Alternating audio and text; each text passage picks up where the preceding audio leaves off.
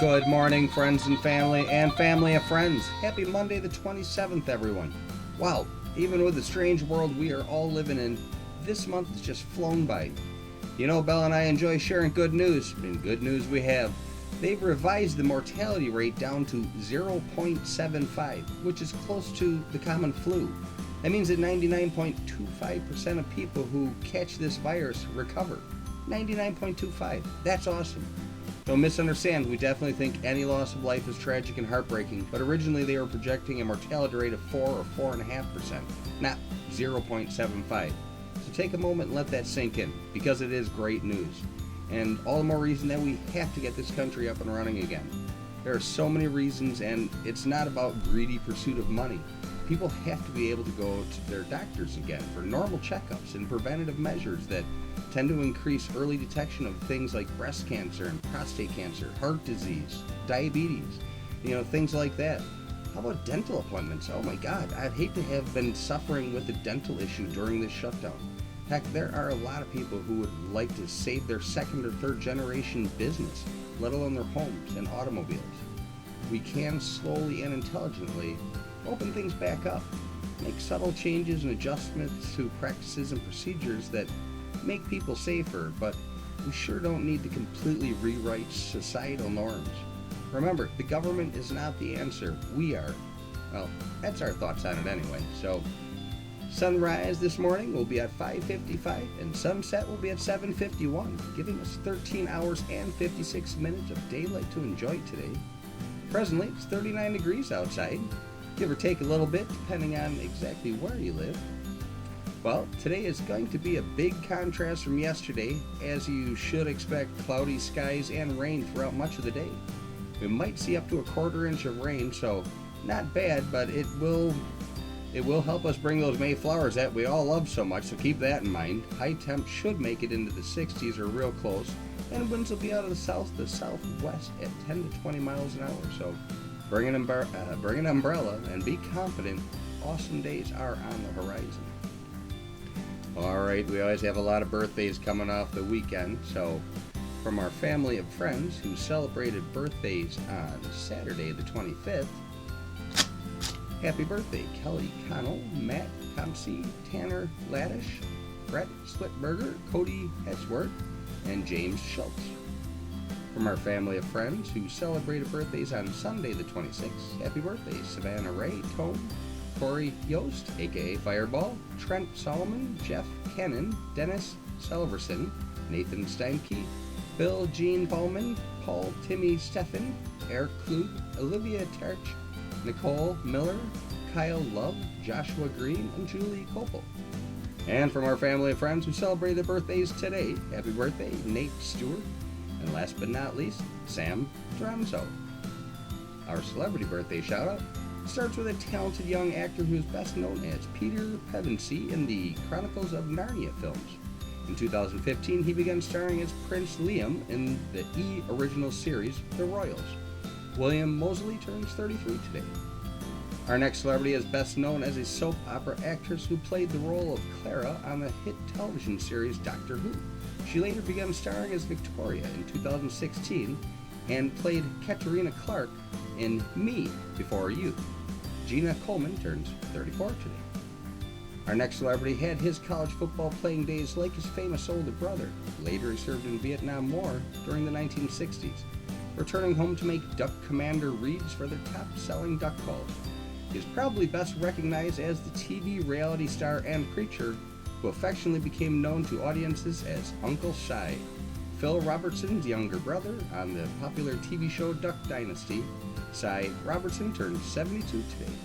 I never would have guessed he was the youngest. Our final shout out goes to a president from early in our beautiful country's history. He was the 18th president of the United States, and he helped lead the Union forces to victory during the Civil War before he was elected into the presidency. He was also a soldier and statesman who served as commanding general of the Army. Ulysses S. Grant was born on this day in 1822 and passed on at the age of 63 back in 1885. Alright, moving on to this day in history. On today's date in 1865, the U.S. suffers its worst maritime disaster, still to this day, that is. This disaster occurs when the boilers explode on the steamboat Sultana near Memphis, killing 1,547 people.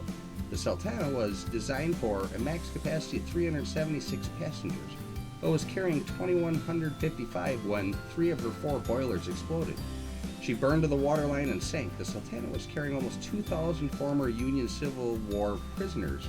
The U.S. government was paying $5 for enlisted men and $10 per officer to transport them. The ship's captain had offered a bribe in order to secure the government contract and maximize his profit by overloading a ship. What a tragedy. On today's date in 1897, Grant's tomb, the final resting place of General Ulysses S. Grant, is dedicated. It was dedicated on the 75th anniversary of Grant's birth in April 27 of 1822 and is the largest mausoleum in North America. His wife, Julia Dent Grant, died 5 years later and was placed in a matching sarcophagus beside him. All right, from our comedy corner, have you heard the rumor about butter? Never mind, I shouldn't be spreading it.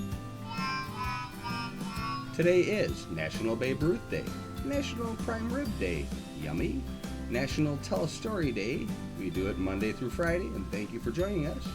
And lastly, today is National Devil Dog Day, and it's the tasty treat, not the Marine.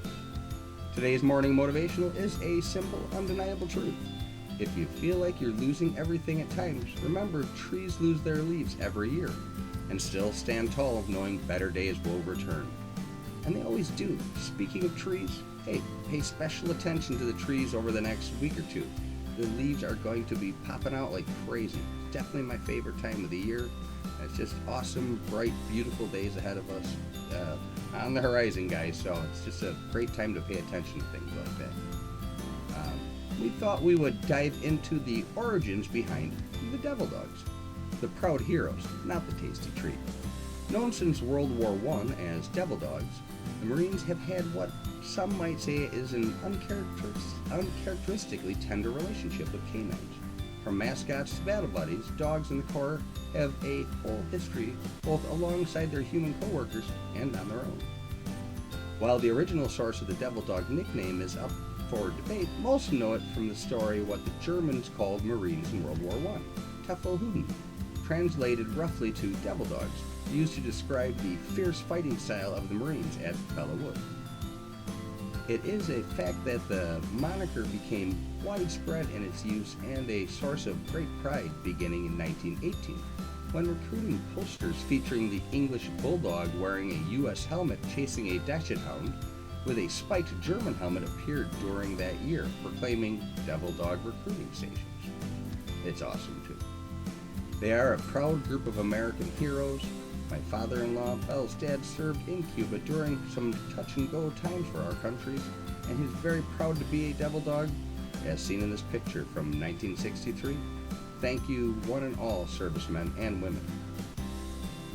Well, we're headed home from our journey to Mars last week, and we hope that you can join us later in the week for the start of a new adventure. We do appreciate your time. We hope you had a great weekend. Remember, make it a great day. You have the power, and we'll talk soon. We're out here.